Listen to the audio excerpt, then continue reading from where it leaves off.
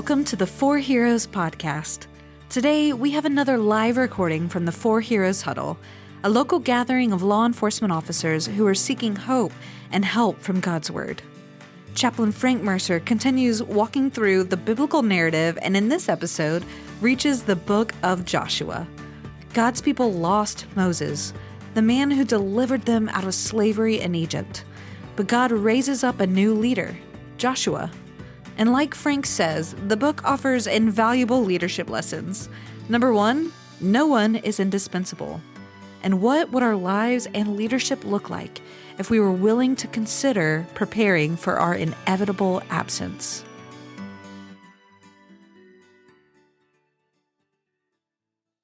Happy Monday. We're going to be starting the story of Joshua. I've been really looking forward to this. I love the name Joshua because the name Joshua, means Jehovah saves. Let me read to you from Joshua chapter 1, starting in verse 1. After the death of Moses, the servant of the Lord said to Joshua, son of Nun, Moses' aide, Moses, my servant, is dead. Moses is dead. It's a big, big deal. This closes out the section of the Bible that we call the law. Genesis, Exodus, Leviticus, Numbers, Deuteronomy, all written with Moses' pen as the Holy Spirit inspired him.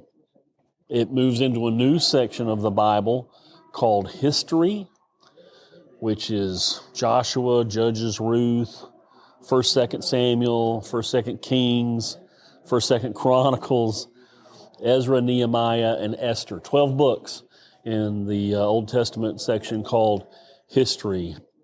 But it all starts off with the book of Joshua. And Joshua starts off with this big news. Moses is dead. This whole generation of Israelites has grown up under Moses. Think about that. Their parents all died off in the wilderness. That generation of adults that left Egypt, they all died off in that 40 years of wandering. Their children, who are now the adults, they have never known another leader but Moses. And some of them remember that God used Moses to confront the Pharaoh. God used Moses to call down plagues and judgment on Egypt. Remember that Moses led the people out of Egypt to the Red Sea and that God used Moses to part the Red Sea for the Israelites to cross. That Moses went up on top of Mount Sinai and received the 10 Commandments, and that Moses led them through the wilderness journey for 40 years. And they had seen miracle after miracle after miracle. They never went without food. They never lost a battle. For all that walking, their shoes never wore out either. Miracle after miracle after miracle. And now Moses is dead. Now they say that God's workmen die, but God's work never dies. It goes on. Who's God talking to in this passage? He's talking to Joshua. Now, Joshua had a front row seat to all of this. He was a slave in Egypt. He became Moses' general. He was one of those 2 spies that went into Canaan to do their recon mission. Joshua was one of the 2, Joshua and Caleb, that came back and said, we should do this. We should go. At Mount Sinai, Moses had built what was called the tent of meeting next to the tabernacle, and it's where Moses would go into the tent and meet with God. And while Moses was inside the tent meeting with God, Joshua would be outside the tent standing guard. So Joshua is an important figure even during Moses' life. And when you get to the end of Deuteronomy, you discover that Moses has selected Joshua to be the next leader. This is who he's going to pass the baton to. This is who he's going to pass the torch to. And I think that this is one of the really great leadership lessons in the whole Bible. It is this: no one is indispensable. Everyone can be replaced. I don't want to hurt your feelings, but that's just true. I remember sitting in an officers' meeting for fire and EMS in the county, and Chief Peace was talking to the group, and he said, I want you to imagine that today a bomb goes off in this building, and we are all killed. Really? That's what you want us to think about? Yeah. He said, now who's going to take your place? And what are you doing to prepare that person to take your place? Prepare them for the inevitability of your absence, because none of us are indispensable. Turns out you will be replaced. One day, Trent will be replaced. One day, Chief Mundy will be replaced.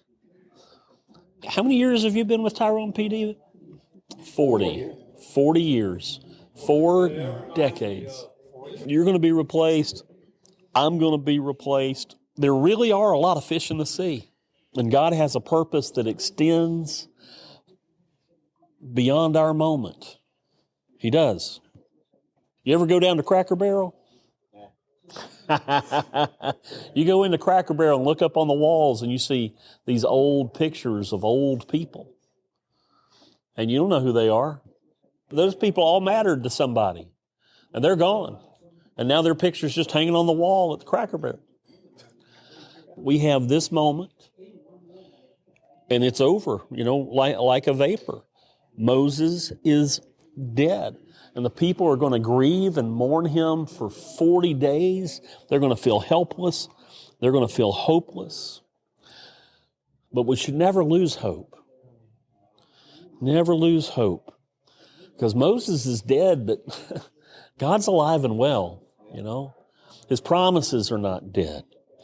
What God is doing never depended on the faithfulness of Moses. It depended on the faithfulness of God himself. And so we pick up in verse 2. Now then, you and all these people get ready to cross the Jordan River into the land. To the Israelites, I will give you every place where you set your foot. As I promised Moses, your territory will extend from the desert to Lebanon and from the great river, the Euphrates, all the Hittite country to the Mediterranean Sea in the west. No one will be able to stand against you all the days of your life. And as I was with Moses, so I will be with you. Let me say it again. As I was with Moses, so I will be with you. I'm going to tell you, I don't think this is just a promise to Joshua. I don't think this is just a promise to the Israelites. I think this is a promise to each of us, that just as he was with Moses, he will be with you. He says, I will never leave you nor forsake you.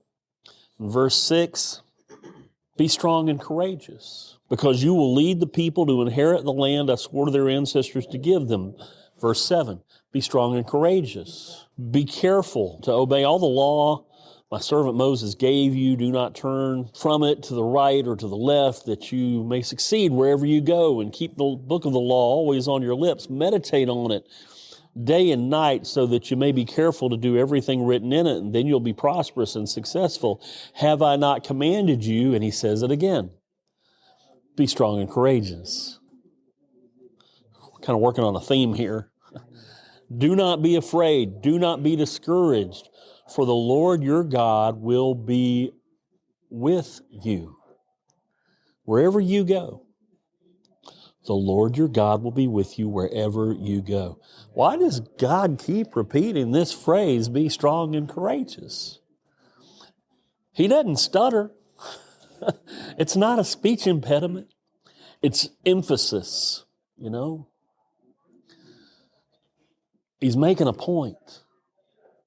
Be strong and courageous, and he's going to repeat it again and again and again. Lots of reasons to be afraid and discouraged. I don't have to think very long, and I can get real scared. I can get real nervous and anxious. And I can get real down, and I can get real discouraged because we don't know what's around the corner. Mike Tyson says everybody's got a plan until somebody punches them in the mouth. How long before you get punched in the mouth? Maybe you've already been punched in the mouth this year.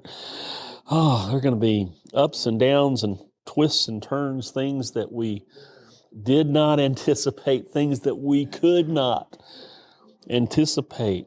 And our anxiety, I don't know about you, but my anxiety can absolutely paralyze me. You get overwhelmed by all the obstacles, afraid of what we know and afraid of what we don't know. And God's voice thunders into all of that anxiety, all of that fear and discouragement. God's voice thunders that we should not give our fear or anxiety, our worry, power over us. He says, you are not alone. You are not forgotten. I am with you, and I will always be with you. And knowing that makes us strong. Knowing that makes us courageous. I'm amazed by old maps. I can't believe that people could be accurate at all on an old map, just drawing oceans, seas, land, mountains without any drone footage or pictures from space. I don't know how they did it, but they only knew what they knew. And, Alexander the Great once said that he wanted to march right off the map, wanted to step into the unknown. So in the margins of these old maps, there used to be this saying that the cartographers would write into the margin. When you got to what was unknown and unexplored, beyond the edges, that part of the mystery, they would say, beyond here, there be dragons. Beyond here, there be dragons. But as time went by and maps kind of evolved, there was another image besides dragons that began to appear on maps. And that image was an image of Jesus. In fact, as it went, the dragons and all the darkness were sort of featured along the bottom part of the map. And images of Jesus and angels were at the top part of the map because they represented true north. In a confusing world that's filled with darkness and mystery and sometimes anxiety and fear, worry and depression, Jesus is our true north. He's how we get our bearings. Be strong and courageous, for I'm with you wherever you go. Our true north, Jesus. New Year's just begun. And it's so important to remember that beyond here there may be dragons, but also there is Jesus. There is Jesus who is with you even when you sail right off the edge of the map into the unknown. Following Jesus as your true north, well, that's the way home. That's the way home.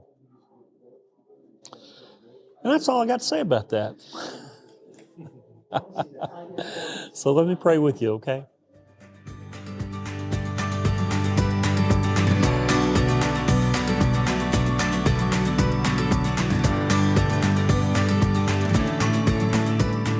Thank you for listening to the 4Heroes podcast. Our prayer is that you were encouraged to make Jesus your true north. Strength and courage are important to our heroes in public safety, and they are only found in one place, Jesus. He is the source, and we'll continue to see that God was Joshua's source of strength, courage, and resilience. If you want to talk more about what a relationship with Jesus looks like, please contact us at info@4ourheroes.org. That's the number 4, 4ourheroes.org.